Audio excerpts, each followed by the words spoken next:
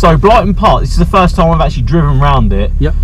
And we're in a lovely BMW. Green light, let's go. What are we talking then? What modifications have we got on this one? Because although I've been in this generation, I haven't actually properly driven one. Yeah. So this is your personal car. This is my personal car. Personal car. So Thank you very much for letting me go, by the way. We appreciate it. Yeah. So we've developed the tuning on this. So this is the N55 twin scroll single turbo BMW. Got our stage 2 tuning, so it does 430 horsepower. 430. From they do about 320, 325 standard. That's a lot out of. So it's a big old jump. Yeah, that's a big jump. Stock internal, stock turbo, stock injectors, all that sort of jazz. So it's literally a downpipe. So it runs a Cobra downpipe. That's why it sounds really good. Yeah, as well. so you get the bang between gear changes when you're kind of flat on it, and also just sounds get a bit more turbo noise, sounds a bit more aggressive. Definitely. Sounds just right as well. Dateable and trackable as well. Yes. Nice little pops on the gear change and all that. Yeah. Of course, lively on the back end. It's a bit cold today. Yes, it's a cold day here. It's the old Pilot Sports are trying the best to hang on. to keep up with the mountain of torque that's in this thing. Yes, it's doing, they do, I think, about 310 standard. We've managed to get an extra 180 foot-pounds on it. It's doing 480 foot-pounds. Wow. So, yeah, that's a lot. It's a big old jump. Yeah. So, it's got our front mount intercooler on it, keep all the charge temperatures down. Uprated charge pipe, because the factory ones are known to split on the throttle body. They're not happy, are they? No, they're just a weak point, because it's such a big engine in a small space. They get hot, they get brittle, and it's more a preventative really, is the uprated charge pipe. Just stops them going to limp mode. Yeah, because you've got a boost leak. 10 minutes, do you? Exactly, and for whatever, 200 odd quid for an uprated charge pipe, to save the thing going into limp mode and getting towed home by the AA or whatever. Yeah, no one needs that. I mean, nobody needs that. No one needs that. So it makes sense. So for man, what is it? It's probably about $1.50. Yeah. $2,000 supplied and fitted for this package to wind it up into a bit of a sleeper. You don't have to do more than that. It is a genuine sleeper. We were saying it's more power than an M4. Yeah, more. You're surprising M4s in what looks like a mundane, normal car you take to the shops. And your wife does take this to the shops, which is even funnier. The wife drives this daily, and it's my bit of a toy on the weekend. Yeah. But it does it's a real Jekyll and Hyde, which is good. Yeah, oh definitely. Now the thing that I'm noticing the most is the rear is just it is because you have enjoyed your tyres, I think the word is. Yeah, it's they're definitely getting spent today. Yeah, bloody and the thing with these cars is they are desperate for an LSD, a proper diff. You were saying the standard one does overheat. Standard one overheats. I've had it today, been out on about 5 or 6 laps, pretty hard in with the traction off and what have you, and it's managed to go into limp mode a couple of times, but turn it off, turn it back on, let the thing cool down, soon gets past that. Yeah, which is nice. It gets over itself, which is good. Yes. Without breaking itself. Yeah. I am genuinely so impressed with how easy this thing is to drive as well. Like you can literally chuck it about. Yeah. Front end grip is hilarious on it. Yeah. So yeah, it's just running all it's got is an uprated strut brace on the top. These things are prone to understeer a little bit. Yeah.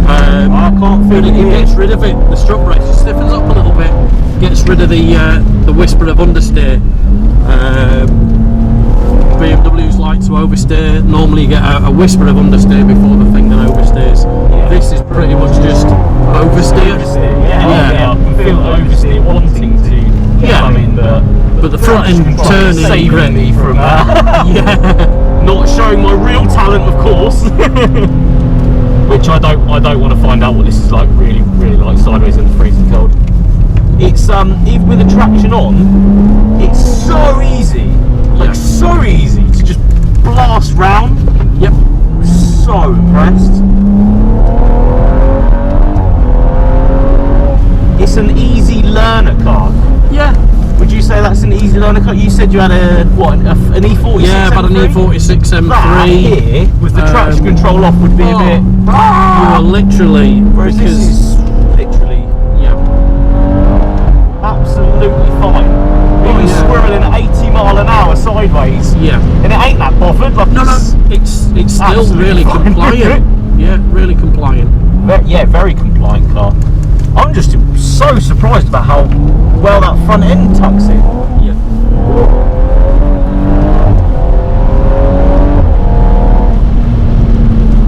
It makes you have a lot more faith in yourself, a car like this, because you know full well you can absolutely chuck it about.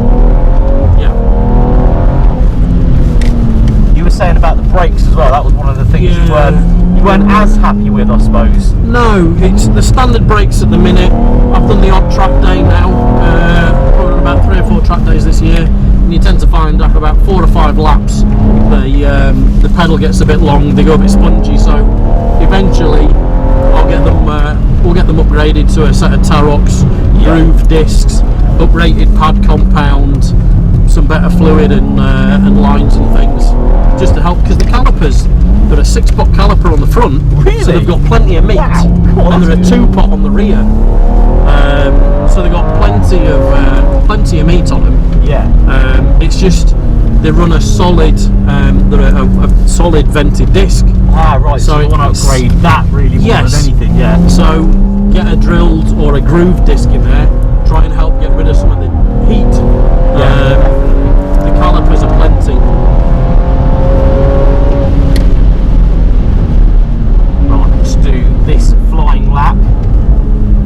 Just try and get as much seat time in this. We are very, very close to closing at the moment, the track, so I'm just so impressed by how easy this thing is. You could literally drive this anywhere, jump on a track, abuse the crap out of it, drive and go home.